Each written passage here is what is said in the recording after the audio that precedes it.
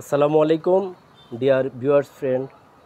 দেখছেন আপনারা যে নয়নতারা ফুল গাছটার অসংখ্য ফুল বিভিন্ন ঢালে ফুটে ফুটেছে এবং দেখুন গাছটির যে টবের তুলনায় গাছটি অনেক বড়।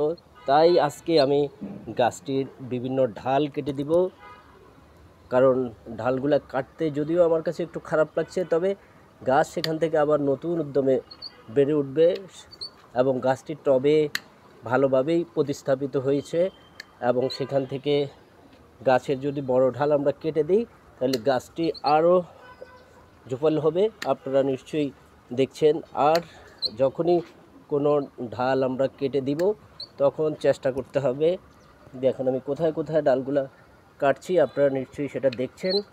এখান থেকে আবার নতুন করে ঢাল, আবার নতুন করে শাখা বের হবে এবং অসংখ্য ফুল গাছে ফুটবে। তাই কিছু হয়তো আমাদের কাছে খারাপ লাগতে পারে যে ঢাল কেটে দেওয়া হচ্ছে, এত সুন্দর ফুল, কিন্তু এটা গাছের জন্য সেটা ভালোই হবে এবং ভালোর জন্যই করা হয়েছে, যেন আরও বেশি করে ফুল গাছ থেকে ফুটতে পারে।